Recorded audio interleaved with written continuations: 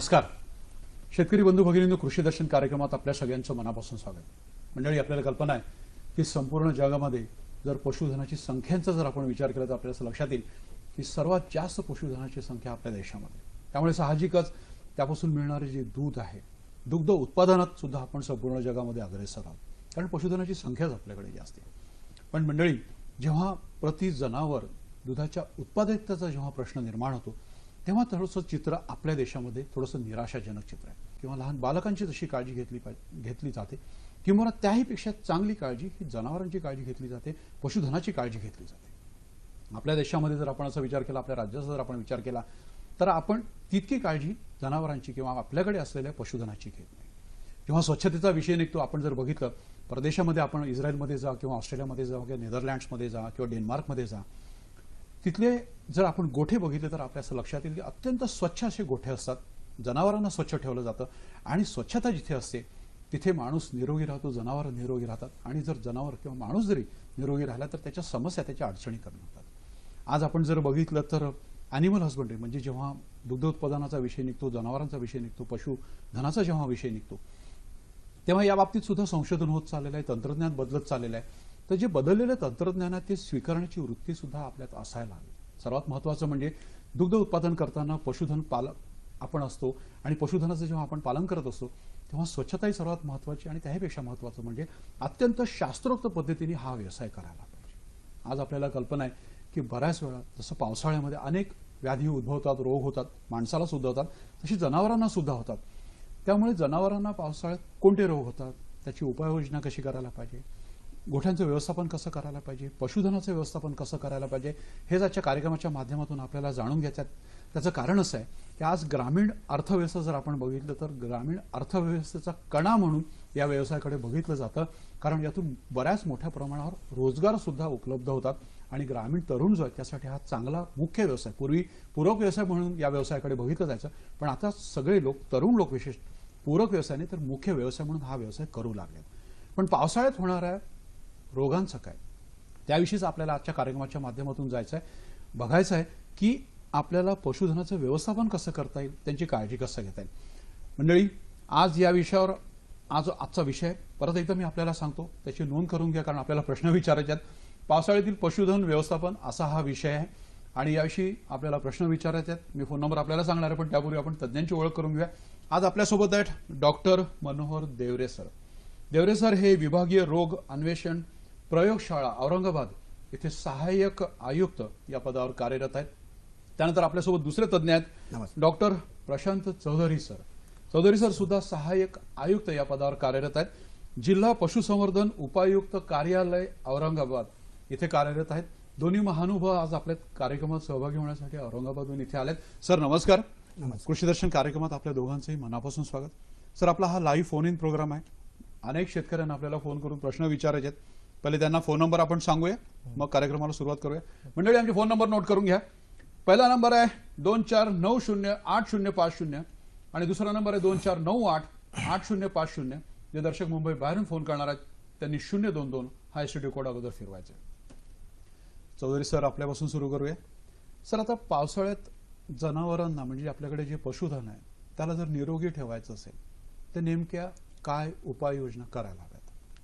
पावसाळ्यामध्ये पशुधनाला निरोगी ठेवण्यासाठी महत्त्व म्हणजे की आपल्याला आहार वर जास्त भर द्यायला पाहिजे. आहार चांगला असायला पाहिजे. लसीकरण करायला पाहिजे. प्रतिकारशक्ती त्यांची आपल्याला चांगली ठेवणं आवश्यक आहे. आणि त्यांची राहण्याची जागा म्हणजे गोठा किंवा शेड असेल तर ते आपल्याला स्वच्छ ठेवणं आवश्यक आहे. पाणी देतानाही पाणी स्वच्छ आणि निर्जंतुक जर आपल्याला देता आलं तर त्याचा आपल्याला नक्कीच फायदा होतो. रोजचं जे व्यवस्थापन आहे, रोजचं आपल्याला जसं भाकड जनावरांसाठी आपल्याला व्यवस्थापन करायचं किंवा गाभण जनावरांसाठी व्यवस्थापन करायचं आहे, शेळ्यांचं व्यवस्थापन करायचं आहे, तर दैनंदिन व्यवस्थापन जर आपण व्यवस्थित केलं, तंत्रशुद्ध पद्धतीनं केलं तर नक्कीच शेतकऱ्यांना त्याचा फायदा होईल. आणि पशुसंवर्धन विभागाच्या मार्गदर्शनाखाली जर आपण व्यवस्थापन केलं तर नक्कीच त्याचा आर्थिकदृष्ट्या सुद्धा फायदा होऊ शकतो. मी डॉक्टर साहेब, आपण असं सांगितलं की हा व्यवसाय करताना सर्वात प्रथम या विषयातलं ज्ञान असणं आवश्यक आहे, या विषयातलं प्रशिक्षण घेणं आवश्यक आहे. आणि त्यापेक्षा महत्त्वाचं म्हणजे एखादी जर अडचण आली, कारण हा जीवाशी संबंध आहे, त्यामुळे विविध व्याधी विशेषतः पावसाळ्यात होऊ शकतात, तर पशुवैद्यकीय अधिकाऱ्याला पाचारण करून म्हणजे त्यांच्या सल्ल्यानुसार जर हा केला तर आपण अधिक चांगला हा व्यवसाय करू व्यवसाय करू शकतो, नक्की करू शकतो. देवरे सर, मला आपल्याला एक प्रश्न विचारायचा आहे की आता सरांनी पण सांगितलं की रोग होऊ शकतात पावसाळ्यात विशेष करून, तर प्रतिबंधात्मक लसीकरण झालं पाहिजे. आपण म्हणतो की prevention is better than cure. तर अशा परिस्थितीमध्ये कोणते रोग साधारण उद्भवतात आणि त्याचं लसीकरण केव्हा करायला पाहिजे, विशेषतः आपण पावसाळ्याविषयी बोलतोय. पावसाळ्यापूर्वी पावसाळ्यात विविध रोग उद्भवू नये याकरिता घटसर्प आणि फळ्या हे तसे शेतकरी बंधूंना जास्त आर्थिक नुकसान पोहोचणारे रोग आहेत. म्हणून ह्या रोगांचं लसीकरण मे महिन्याच्या सुरुवातीला करून घेणं गरजेचं असतं. तसेच असाच एक घातक आजार आहे, त्याला अँथ्रॅक्स किंवा काळपुळे असे संबोधले जाते. ह्या रोगाचं लसीकरण सुद्धा ज्या भूभागामध्ये हा यापूर्वी प्रादुर्भाव झालेला असेल त्याच भूभागामध्ये ह्या रोगाचं लसीकरण करून घेणं गरजेचं असतं. व सध्या शासनाने लाळ्या आणि खुरकूत ह्या रोगाचं कंट्रोलिंग प्रोग्रामच सुरू केला असल्याकारणाने तो एका वर्षात 2 वेळा त्याचं लसीकरण करून घेणं गरजेचं असतं. सप्टेंबर महिन्यात व मार्च महिन्यात या रोगाचं लसीकरण करून घेणं सर, एक गरजेचं असतं. फोन घेऊया. वाशिम वरून गोविंद म्हस्के काय विचारू इच्छितात? विचारा गोविंदराव. हा, हॅलो, नमस्कार. मी गोविंद मस्के बोलतोय. हा, पिठोडा नमस्कार. वगैरे विचारा इथून. विचारा विचारा तर विचारा. माझा प्रश्न असा आहे का माझ्याकडे पहिल्यांदा व्यालेली एक वगार आहे हा आणि ती दूध व्यवस्थित देईना झाली आणि दुसरी एक म्हैस आहे ती सतत आजारी पडत आहे 15 दिवसापासून. बर. गोविंदराव, तुमचा प्रश्न कळलाय, तुम्ही फोन ठेवू शकता. सर, त्यांनी 2-3 प्रश्न एकदमच विचारले की एक व्यालेली त्यांच्याकडे कालवड आहे, मला वाटतं एक गाय आहे त्यांच्याकडे आणि दूध उत्पादन कमी झालं देते. आणि एक म्हैस आहे जी 15 दिवसापासून आजारी आहे. तर साधारण काय झालं असेल आणि काय उपाययोजना करायला पाहिजे? सर्वात प्रथम म्हणजे पहिल्यांदाच ती व्यालेली आहे. पहिल्यांदा व्यालेली असल्यामुळे जर जो आपण ज्या वेळेस गायीचे शेवटच्या 3 महिन्यामध्ये जी काळजी घ्यायला पाहिजे, म्हणजे त्या वेळेस पूरक आहार आपल्याला जास्त 1 ते 2 किलो खुराक आपल्याला जास्त द्यायचा आहे. तो वेल्यानंतर जे त्या शरीराला लागणारे जे जीवनसत्व आहेत किंवा दूध उत्पादन देण्यासाठी जे आवश्यक गोष्टी आहेत त्या आहारातून आपल्याला द्यायच्या आहेत. तर त्यामध्ये काहीतरी त्यांच्या मॅनेजमेंटमध्ये एखाद्या वेळेस चूक राहिली असेल तर त्यामुळे सुद्धा असा परिणाम होऊ शकतो. दुसरी गोष्ट अत्यंत महत्वाची म्हणजे आता पावसाळा लागलेला आहे. पावसाळ्यात हिरवा चारा मुबलक उपलब्ध आहे. त्याचबरोबर जर त्यांनी 8 ते 10 किलो कोरडा चारा जर दिला, सुका चारा जर दिला तर त्यामुळे दूध उत्पादनामध्ये वाढ होऊ शकते. तिसरी गोष्ट म्हणजे कॅल्शियमची कमतरता सुद्धा असू शकते. तर कॅल्शियमच्या कमतरतेसाठी त्यांनी किंवा जवळच्या पशुवैद्यक दवाखान्याशी संपर्क केला तर ही त्यांची जी अडचण आहे ती सॉल्व्ह होऊ शकते आणि दूध वाढू शकतं. म्हशीला जर बरं वाटत नाही तर ते त्या बाबतीत सुद्धा पशुवैद्यकीय अधिकाऱ्याचा जर सल्ला घेतला तर मला असं वाटतं की तिची पण तब्येत चांगली होऊ शकते. आहार आणि आजूबाजूच्या वातावरण कोरडं ठेवून त्यांना जर दिलं, स्वच्छता ठेवली तर या गोष्टीवर आपण नक्कीच हे करू शकतो. डॉक्टर साहेब, एक फोन आला, पण त्यापूर्वी आपण सांगत होतात की अँथ्रॅक्स हा एक महत्वाचा रोग होतो आणि त्याचं लसीकरण, त्याविषयी तुमचा तर एखादा मुद्दा राहिला असेल तर परत काही त्याच्यावर प्रकाश टाकता येईल आपल्याला? हो, अँथ्रॅक्स हा रोग ज्या भूभागामध्ये आलेला असतो फक्त त्या भूभागामधल्या पशुधनासच त्याचं प्रतिबंधक लसीकरण केलं जातं. आणि मी खुरकूत या रोगाबद्दल सांगितलं, त्याचं FMDCP हा कंट्रोलिंग प्रोग्राम शासनातर्फे चालू आहेच आणि तो वर्षातून 2 वेळा सप्टेंबर आणि मार्च महिन्यामध्ये राबवण्यात येतो. सर, एक फोन घेऊया. पांडुरंग कदम नांदेडहून काय विचारू इच्छितात? विचारा. पांडुरंगजी, आवाज येतो? विचारा. येतोय सर. मी पांडुरंग कदम जानापूरून बोलतोय सर. विचार. तर माझ्याकडे दूध दुभत्याच्या म्हशी आहेत सर आणि आताच आपण बोलले की घटसर्पासारखे आजार उद्भवू शकतात. तर सर, हे आजार ओळखण्याकरता पूर्व लक्षणं काय असू शकतात आजार आणि आजार कसा ओळखावा? बरोबर, खूप छान प्रश्न विचारला. पण सर, त्यांनी सांगितलं सर घटसर्प किंवा आपण अँथ्रॅक्स सांगितलं, इतर रोग सांगितले, तर याची लक्षणं काय, कसं कळेल पशुपालकाला की नेमका हाच रोग झाला? घटसर्प हा आजार ओळखण्याकरता ते जनावर चारा खाणं बंद करतं, त्याला ताप येतो, त्याच्या गळ्याला सूज येते आणि जास्त तापेमुळे ते दूध देण्याचं प्रमाण पण त्याचं बंद होऊन जातं. परंतु असेच दुसऱ्या रोगांमध्येही लक्षणं दिसून येतात. पावसाळ्याच्या सुरुवातीला किंवा पावसाळ्यामध्ये जर अशी गळसुजी आणि असा तापाने फणफणलेलं जनावर दिसलं तर त्याला घटसर्प आजार असे म्हणून संबोधावे आणि नजीकच्या दवाखान्यात जाऊन त्याचं निदान करून घ्यावं, म्हणजे तो घटसर्प आहे किंवा दुसराच तसा समसदृश आजार आहे याबाबत आपल्याला जवळच्या दवाखान्यातून त्या डॉक्टरांच्या समोरच तुम्हाला जास्त निदान करणं शक्य होईल. आणि मला असं वाटतं सर, प्रत्येक तालुक्यामध्ये प्रत्येक गावामध्ये पशुवैद्यकीय अधिकारी आहेत, असतात, शासनाचे पण असतात आणि बरेच हा व्यवसाय म्हणून ज्यांनी स्वीकारलेला आहे असे पण डॉक्टर्स आपल्याला अवेलेबल असतात. मला असं वाटतं की जनावराला बरं नसेल तर त्वरित आपण, मला वाटतं डॉक्टरांनाच आपण सांगितलेलं बरं आहे, त्यांना विचारलेलं बरं आहे. डॉक्टर साहेब, मला एक आपल्याला प्रश्न विचारायचा की जसं तर लसीकरणात आपण चर्चा करतोय, लसीकरण करण्यापूर्वी आणि करताना काय काळजी घ्यायला पाहिजे? हां, लसीकरण करण्यापूर्वी सर्वात महत्त्वाचं म्हणजे पावसाळ्याच्या आधी आपण लसीकरण करतो. लसीकरण करण्याच्या आधी सशक्त जनावरांनाच आपण लसीकरण करतो. तर सर्वात आधी महत्त्वाचं म्हणजे की लसीकरण करता ज्या जनावरांना आपल्याला करायचं आहे त्यांना जंतनाशक औषध आपल्याला द्यायचं आहे.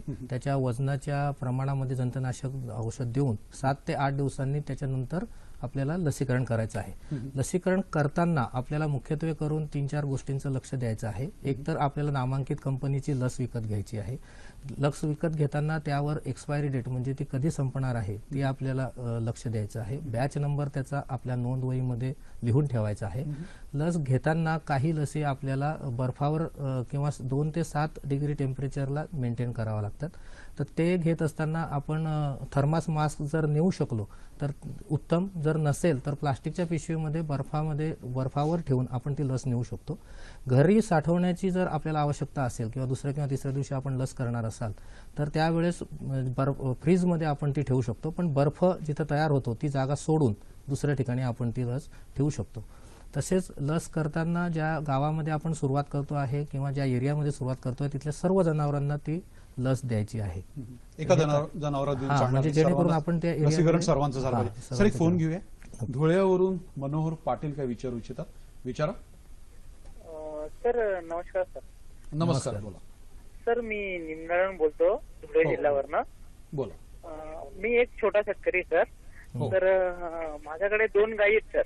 बरं. तर मला असं विचारायचं आहे की जे गायींवर लाळ हा एक आजार येतो, लाळ्या खुरकूत. लाळा खुरकूत. हा तो जेव्हा येतो ना तेव्हा म्हणजे गायी चारा खात नाही, दूध कमी होऊन जातं आणि काही दगावतात पण गायी. हो हो, असा प्रश्न होता सर. बरं बरं बरं, चालेल. खूप छान प्रश्न विचारला आहे आणि आपल्याकडे दोन्ही तज्ज्ञ आहेत. प्रश्न तुम्ही एक प्रश्न विचारला आणि उपप्रश्न पण विचारलाय, त्याचं उत्तर पण तेवढंच मोठं असणार आहे. मंडळी, त्याआधी घेऊया एक छोटीशी विश्रांती.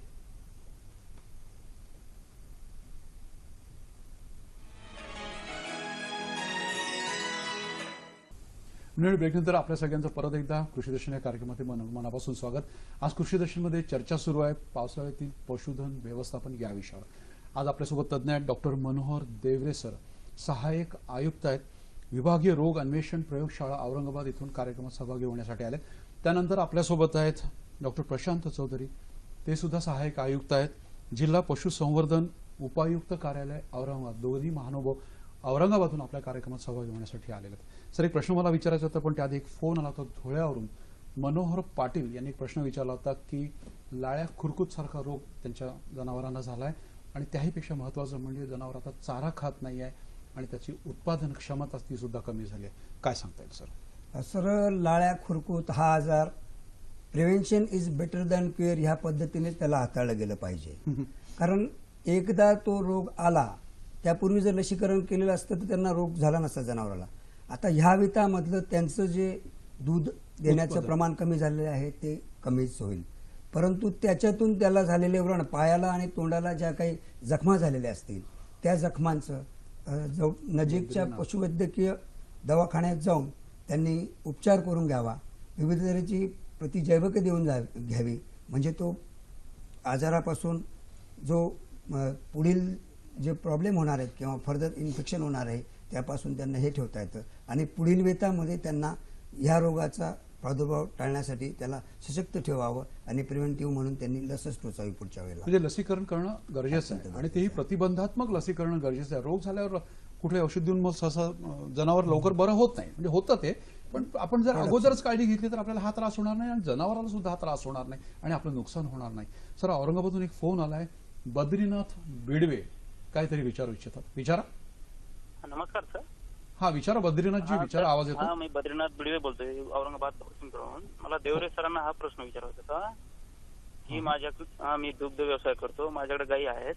तर माझी गाय व्यालेली आहे, तर ती 2 दिवसापासून काय करते, ते दूध काढायच्या टायमात रक्तस्राव होतोय, असं गाठी गाठी येत आहेत त्या दूध काढायच्या वेळेस, आणि काल बंद झालेलं आहे, दूध निघत नाहीये. मला हा प्रश्न होता. बद्रीनाथजी, तुमचा प्रश्न कळला, आपण सरांना विचारूया. सर, काय सांगताय? आता यांनी जे सांगितलं बद्रीनाथ दादांनी की त्यांच्या गायीच्या सडामधून, ती नुकतीच व्यालेली गाय आहे आणि तिच्या सडामधून रक्ताचा रंग, आपला दुधाचा रंग लाल येतो, म्हणजे दुधात रक्ताचं प्रमाण आढळलं. तर हा जो रोग आहे त्याला सायंटिफिक भाषेत मस्टॅटिस असे संबोधले जाते. याला मराठीत कासेचा दाह किंवा दगडे आजार असंही म्हटलं जातं. तर ह्या रोगामध्ये, हा रोग मुख्यत्वे करून गोठ्यातील अस्वच्छता व घाणीचं साम्राज्य व गायी किंवा जनावरांचं मल आणि मूत्र हे एकत्र होऊन गायीची धार काढताना, ज्यावेळेस धार काढल्यानंतर त्या जनावरांनी त्या मल आणि मूत्रावर बसली तर तिच्या ज्या धारेतले, म्हणजे मिल्क कॅनल असतो किंवा दुधाचा मार्ग असतो, तो आकुंचन पावण्याच्या अगोदरच त्याच्यामध्ये मल आणि मूत्र याची स्लर घुसून जाते व ते मध्ये गेल्यामुळे त्याला हा आजार झालेला आहे. आता हा बद्रीनाथांच्या गायीच्या याच्यातून रक्त येतं, म्हणजे हा दुसऱ्या टप्प्यात गेलेला आहे किंवा दुसऱ्या स्टेजमध्ये आहे.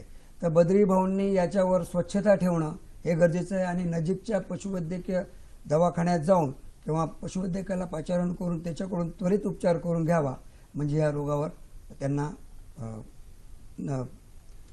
कंट्रोल. जनावरांची काळजी घेता येईल, पशुधनाची काळजी घेता येईल.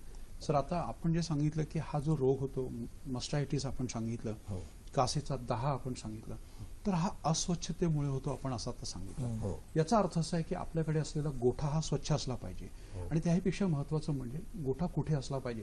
सर, आता मला एक प्रश्न विचारायचा आहे की गोठा बांधायचा आहे, तर जागेची निवड कशी करायची आणि त्यानंतरची स्वच्छता काय सांगता येईल? जनावरांचा गोठा बांधण्यासाठी त्या मालकाकडे असलेल्या भूभागापैकी उंचवर असलेली जागा त्याने निवडायला पाहिजे. ही जागा पाण्याचा निचरा होणारी पाहिजे, आजूबाजूला दलदल नसावी, घाणीचं साम्राज्य नसावं, गोठा बांधताना तो दक्षिण उत्तर अशा लांबीचा बांधावा, त्याचं उकिरडा जो शेण आणि मूत्राचा जो उकिरडा आहे तो पूर्व दिशेला असावा. तर अशा पद्धतीची जागा निवड करणे गरजेचं आहे. मंडळी, आजचा जो विषय आहे पावसाळ्यातील पशुधन व्यवस्थापन, याविषयी आपल्याला बरंच काय जाणून घ्यायचं आहे. खूप प्रश्न आहेत आणि मी शेतकऱ्यांना एक छोटीशी नम्र विनंती करतोय की प्रश्न विचारताना सलग प्रश्न विचारा आणि आपला टीव्हीचा आवाज कमी करा, म्हणजे प्रश्न आम्हाला कळेल आणि त्याचं उत्तरही आपल्याला समाधानकारक मिळेल. मंडळी, या नोटवर घेऊ एक छोटीशी विश्रांती.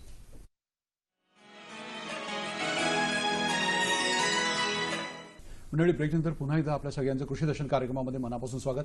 आज कृषी दर्शनमध्ये चर्चा सुरू आहे पावसाळ्यातील पशुधन व्यवस्थापन या विषयावर. आपल्यासोबत एक नव्हे तर 2 महानुभूत तज्ज्ञ आहेत. डॉक्टर मनोहर देवरे आपल्यासोबत आहेत, सहाय्यक आयुक्त, विभागीय रोग अन्वेषण प्रयोगशाळा औरंगाबादून आपल्या कार्यक्रमात सहभागी होण्यासाठी आले. त्यानंतर आपल्यासोबत आहे डॉक्टर प्रशांत चौधरी, ते सुद्धा सहाय्यक आयुक्त आहेत, जिल्हा पशुसंवर्धन उपायुक्त कार्यालय औरंगाबाद. सर, मला एक प्रश्न, आपल्या दोघांना एक एक प्रश्न विचारायचा होता, पण एक फोन आलाय औरंगाबादून. नारायण बोराडे काय विचारू इच्छितात? विचारा नारायण. हो, नारायण बोराडे बोलतो सर, मी औरंगाबाद जिल्ह्यातून. विचारा सर. माझ्या शेळ्यांचं जे आहे का थोडं तोंड आलेलं आहे, ते पाऊस पडल्यानंतर कंपल्सरी येत असतं. अच्छा, तर त्याच्यासाठी काहीतरी मार्ग असेल ना सर? असं हो, आपण विचारूया तज्ञांना. एवढाच प्रश्न आहे का नारायणराव? बरं, हॅलो. हा चालेल. आणि कोंबड्यांसाठी सुद्धा पानकाळात काही नेमकं काही लसीकरण किती दिवसांनी करावं लागते हे सुद्धा थोडं माहिती द्यावी. बरं बरं, चालेल. प्रश्न कळला, फोन ठेवू शकता तुम्ही. सर, काय सांगता येईल? आपण सांगताय.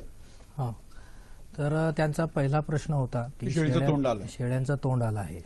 तर काय होतं की पावसाळा हा आल्यानंतर हवेमध्ये आर्द्रतेचं प्रमाण जास्त असतं त्या आणि दुसरी गोष्ट म्हणजे नवीन पालवी गवत फुटलेलं असतं. शेळ्या चरायला जातात किंवा बाहेर खाताना खाली जमिनीला लागून खात असताना त्यांना गवत ते खात असतात. त्यावेळेस त्यांचं तोंड कंटिन्यू गवतावरच्या दवामुळे म्हणा किंवा हवेतल्या ओलसरपणामुळे म्हणा थोडंसं नरम पडलेलं असतं जे त्यांच्या तोंडाचा भाग, आणि गवत खाताना ओढताना ते गवताच्या पात्यांमुळे किंवा काही वस्तू लागल्यामुळे त्यांना ते जखमा होऊ शकतात आणि त्या जखमेचं रूपांतर नंतर पू किंवा याच्यामध्ये होऊन जखम मोठी होते आणि त्याप्रमाणे त्रास होऊ शकतो शेळ्यांना. त्याच्यावर उपाययोजना म्हणजे तुम्ही जर पोटॅशियम परमॅंगनेट 1% यापुढे जर आपण त्या जखमा धुतल्या तर ते आपल्याला त्वरित बरं होऊ शकतं. किंवा आपल्या जवळच्या पशुवैद्यकाकडून सल्ला घेतला, औषध उपचार केले, प्रतिजैविके दिले तर आपण त्याच्यावर उपाययोजना करू शकतो. त्यांनी दुसरा प्रश्न विचारला होता की कोंबड्यांच्या लसीकरणामध्ये. तर कोंबड्यांचं लसीकरण हे त्यांच्या वयानुसार ठरलेलं असतं. त्यामुळे सीझनाचं आणि कोंबड्यांच्या लसीकरणाचा शक्यतोवर तसा संबंध येत नाही. तर त्यांच्या कोंबड्यांचं पहिल्या दिवशी जे मरेक्स नावाचं आपल्याला लसीकरण करायचं आहे ते करावंच लागतं, मग तो कोणताही सीझन असो.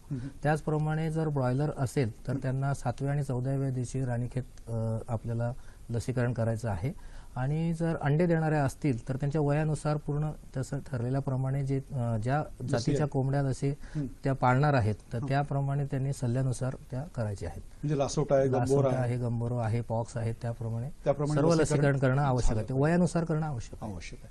डॉक्टर साहेब, मला एक प्रश्न आपल्याला विचारायचा आहे की आता विविध आजार आपण जनावरांना जे होतात ते आपण सांगितलं, तर सर हे जनावरांपासून माणसाला सुद्धा हे आजार होऊ शकतात? हो, काही असे आजार आहेत की जे जनावरांकडून माणसाला होतात, याला झुनोटिक आजार असे म्हणतात.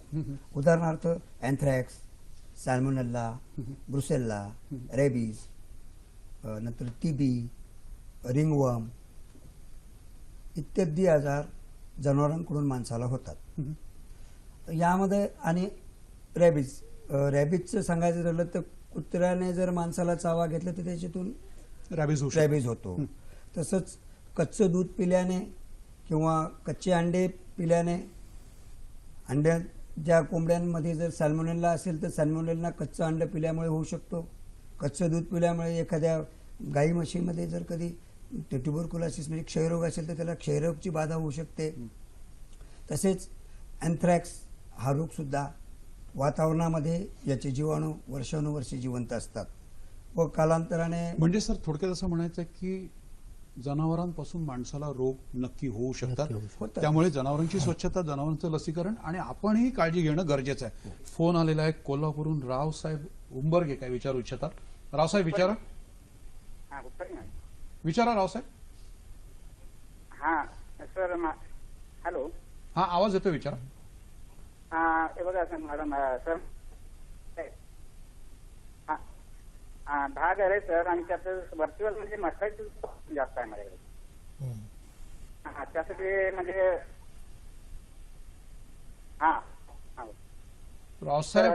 रावसाहेब प्रश्न मोठ्याने सलग विचारा, तुमचा आवाज येत नाही व्यवस्थित. हा सर, काय होते म्हणजे सर.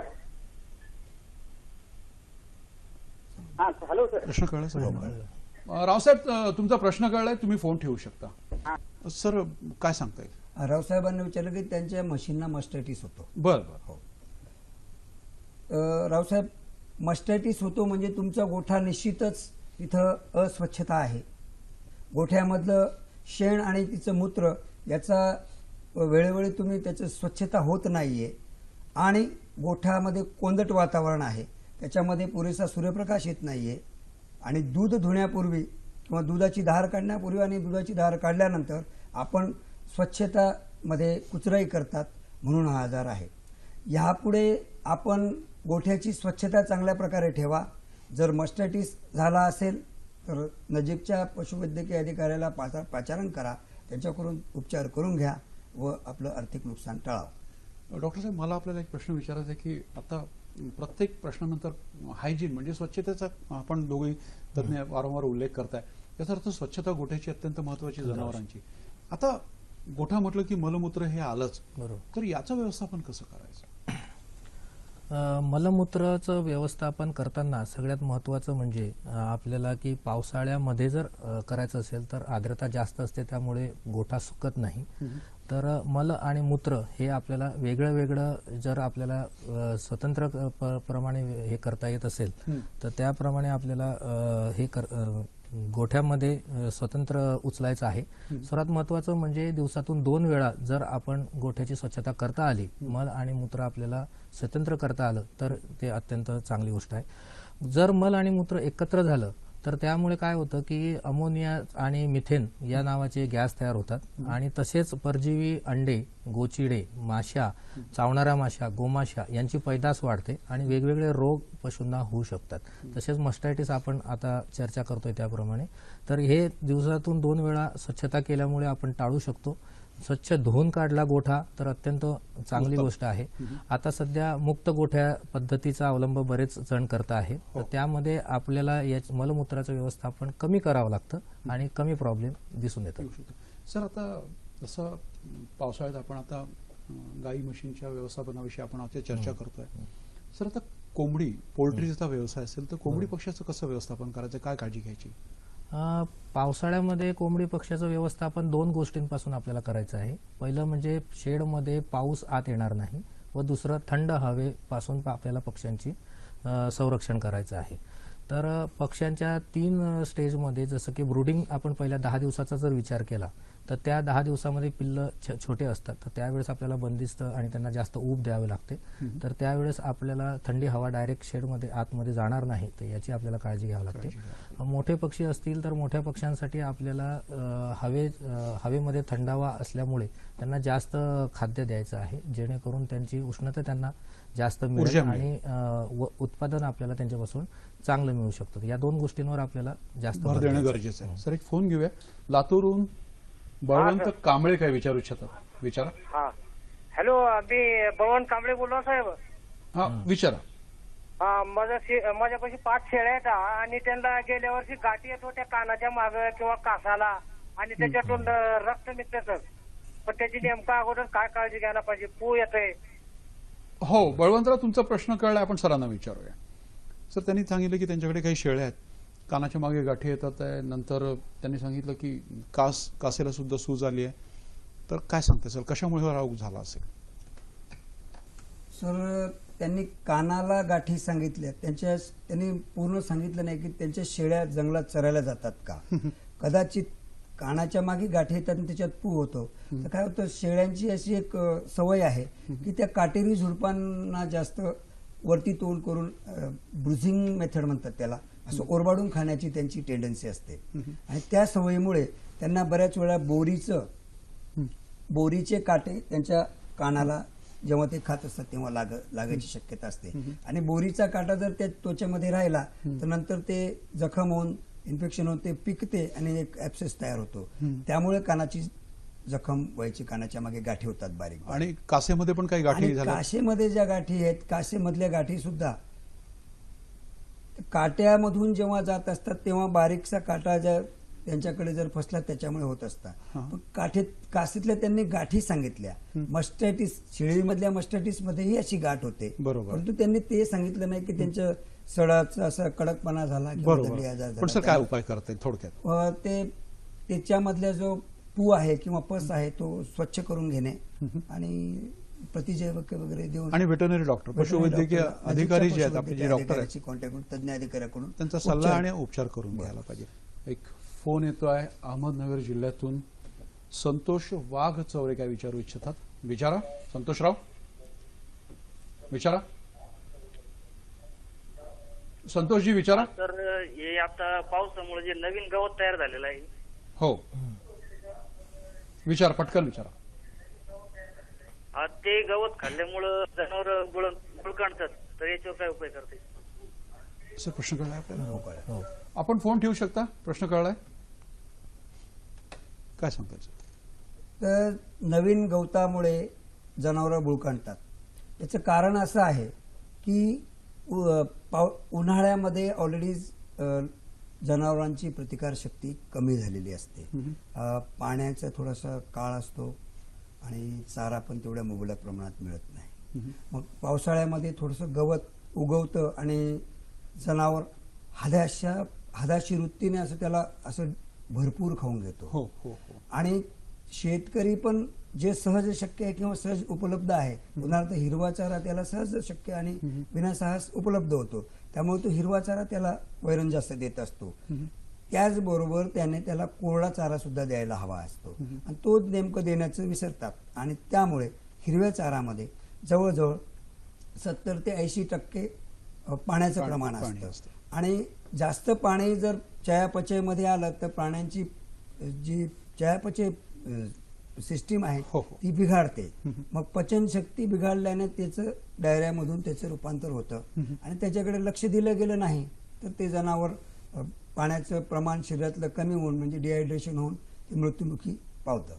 म्हणून ज्या वेळेला असं जनावर होतं तर नजीकच्या दवाखान्यात जाऊन तज्ज्ञ डॉक्टरांकडून उपचार तर घ्यावाच, परंतु आपल्या दुसऱ्या जनावरांना सुद्धा हिरव्या चाऱ्याबरोबर कोरडी वैरण सुद्धा देणं किंवा वाळलेला चारा सुद्धा देणं गरजेचं आहे. म्हणजे पावसाळ्यात हिरवा चारा उपलब्ध आहे सर्वत्र म्हणून त्यांनी पशुपालकांनी तेवढाच जनावरांना देणं हे चुकीचं आहे. बरोबर. सुका चारा पण देणं अत्यंत गरजेचं आहे, त्याचं प्रमाण व्यवस्थित असणं गरजेचं आहे, हे अत्यंत महत्त्वाचं असं आपण सांगितलं. डॉक्टर साहेब, मला एक प्रश्न आपल्याला विचारायचा आहे की पावसाळ्यात विशेषतः कोंबड्यांमध्ये ती रक्ती हागवण आढळते बरेच वेळा. पोल्ट्री म्हणजे जो पोल्ट्रीचा मालक आहे त्याची कंप्लेंट असते अशी की असं घडतं, तर याला काय कारण असू शकेल? त्याला कारण म्हणजे व्यवस्थापन.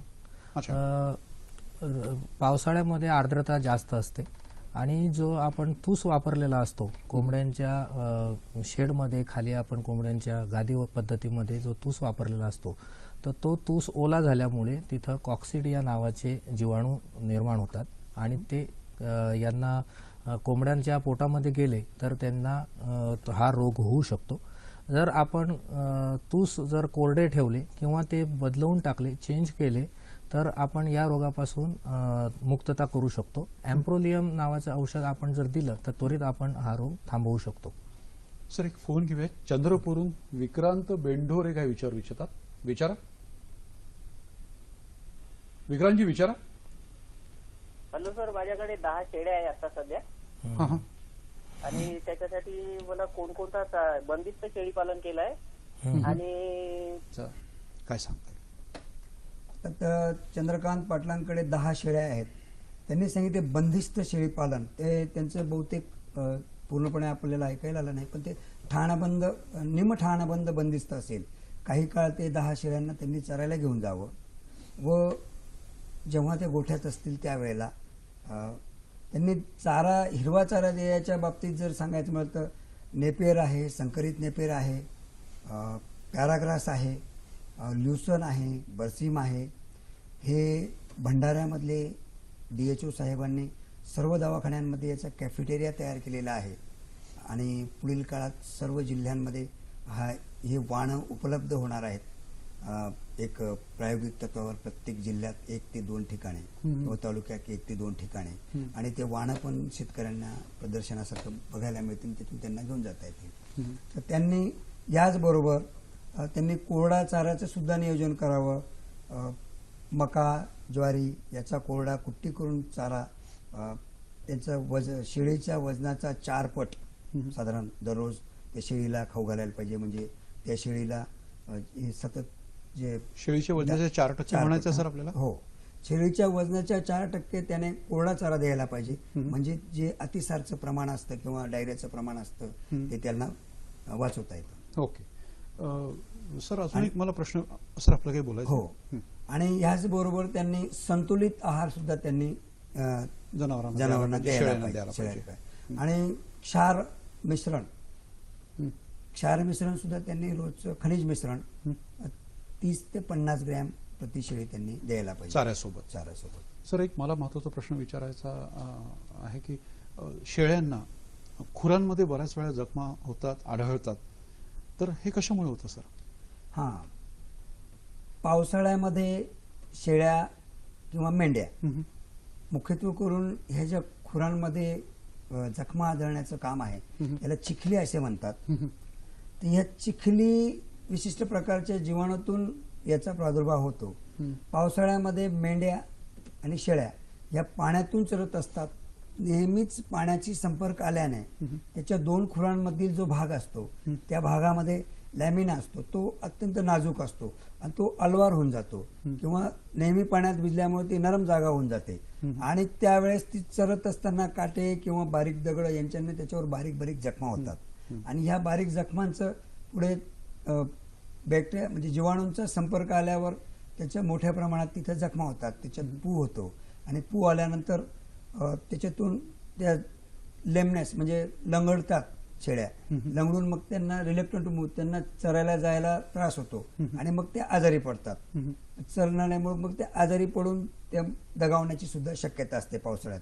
आणि वातावरणातली आर्द्रता असल्या कारणाने जे जीवाणू आहेत त्यांचा प्रादुर्भाव किंवा त्यांना विकास करण्यासाठी ती जी परिस्थिती असते, वातावरणातलं सूर्याचा प्रकाश कमी असतो व तापमान आर्द्रता असल्या कारणाने सूर्याचा प्रकाश कमी असल्या कारणाने 28 ते 30च्या आसपासचं प्रमाण असतं आणि ते कुठल्याही जीवाणूंना काय काळजी घ्यायला पाहिजे? समजा आता घरच्या घरी पशुवैद्यकीय अधिकारी समजा जवळपास नसेल तर घरच्या घरी काही काळजी घेता येते का? हो, ज्या शेळ्या मेंढ्यांना हे खुरीमध्ये त्यांना बाधा झालेली आहे अशा जनावरांची काळजी घेताना त्यांनी 4% सोडा बाय कार्ब म्हणजे खाता सोडा जो असतो त्याचं द्रावण करून त्याच्याने धुवावं किंवा 1% पोटॅशियम परमॅग्नेट याचं द्रावणाने ते धुवून टाकायचं, त्याच्यातलं पस वगैरे काढून टाकायचं आणि कुठलंही इमोलियंट बाजारात उपलब्ध असलेले मलम आहेत, हिमॅक्स आहे किंवा दुसरे बऱ्याच प्रकारचे मलम आहेत, ते मलम जर लावले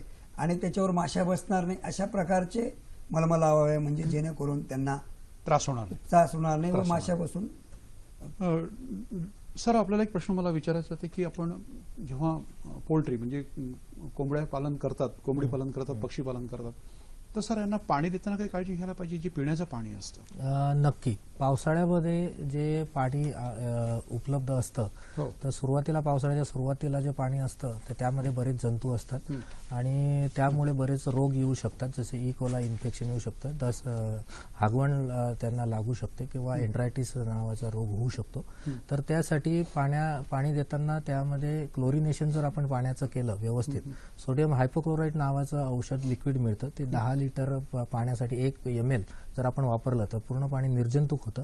अशा प्रकारचं जर पाणी मुबलक प्रमाणात दिलं तर त्यामुळे आपले ह्या सगळ्या गोष्टी आपण थांबवू शकतो. थोडक्यात आपल्याला स्वच्छ पाणी द्यायचं आणि आपल्याला जर ते आपण पाणी जर आपण त्याची ट्रीटमेंट केली तर कोंबड्यांना निर्जंतुक केलं तर कोंबड्यांना विविध आजार पण होणार नाही आणि आपलं नुकसान होणार नाही. मंडळी, कृषी दर्शनमध्ये पुढल्या आठवड्यात याच दिवशी याच वेळी म्हणजे संध्याकाळी 6 वाजता आपण चर्चेसाठी विषय निवडला आहे अल्पभूधारक शेतकऱ्यांसाठी शेतीचे मॉडेल, असा आपण चर्चेसाठी विषय निवडलाय.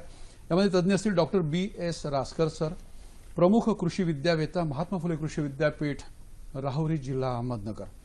याविषयी जर आपले काही प्रश्न असतील तर जरूर आम्हाला फोन करून विचारा.